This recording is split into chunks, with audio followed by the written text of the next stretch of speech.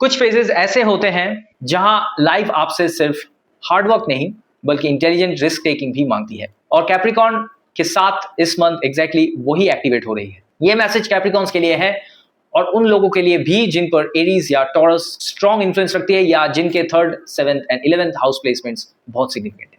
इस month specifically वो लोग ज्यादा मूवमेंट फील करेंगे जो किसी बिजनेस मैनेजमेंट या लीडरशिप पोजीशन में है, चाहे बिजनेस आपका खुद का हो या आप उसे रन करने वाले की पर्सन हो। 3 चीजें इस मंथ स्ट्रांगली एक्टिवेट होने वाली है। एक है पेपर वर्क, 2 है क्लाइंट डीलिंग्स और 3rd इज प्रॉफिट। इंटरेस्टिंगली उन तीनों में ग्रोथ का क्लियर इंडिकेशन है, लेकिन यूनिवर्स आपसे एक चीज मांग रहा है, कैलकुलेटेड रिस्क्स। ये मंथ सेफ जोन में रहकर एवरेज रिजल्ट्स लेने का नहीं है। आपको डिसीजंस लेने पड़ेंगे, सिस्टम्स इंप्रूव करने पड़ेंगे और ऑर्गेनाइजेशन में ऐसे चेंजेस लाने पड़ेंगे जो कस्टमर और क्लाइंट सेटिस्फैक्शन को जेन्युइनली बेटर करें। लेकिन एक इंपॉर्टेंट कॉशन भी है, पेपर वर्क को लाइटली मत लीजिए।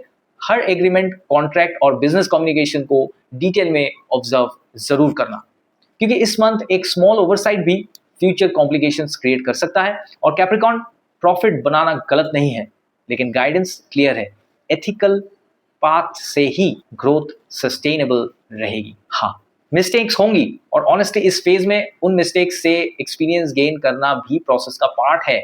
इसलिए फियर की वजह से एक्शन मत रोकिए। आप क्लियरली फील करेंगे कि यूनिवर्स आपको अपॉर्चुनिटीज दे रही है और इस बार वो फीलिंग सही है। रिलेशनशिप्स फ्रंट भी काफी फुलफिलिंग दिख रहा है, सपोर्ट मिलेगा, अंडरस्टैंडिंग मिलेगी और मैरिड कपल्स के लिए प्रेगनेंसी प्लानिंग का भी स्ट्रॉन्ग इंडिकेशन रहेगा।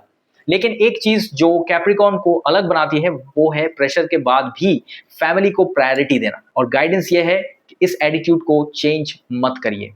काम का प्रेशर चाहे जितना बढ़ जाए, फैमिली के लिए आपका अप्रोच स्टेबल रहना चाहिए। इस मंथ दान और जेनरसिटी भी आपके लक को स्ट्रांगली एक्टिवेट करेगी। जितना आप ग्रैटिट्यूड के साथ शेयर करेंगे उतना ही फ्लो ओपन होता जाएगा।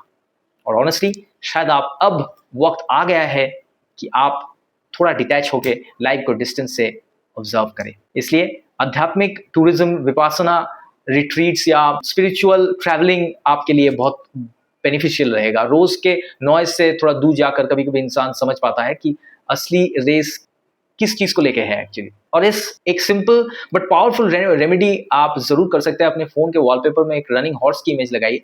इस वक्त आपको लाइफ में हॉर्स पावर और स्पीड दोनों की जरूरत है और ये सिंबॉलिकली आपके मूवमेंट और मोमेंटम को एक्टिवेट करेगा। अगर ये बात आपके करंट फेज से मैच कर रही है तो कमेंट्स में बस अलाइन लिख दीजिए।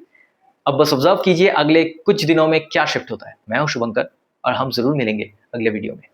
हर हर महादेव।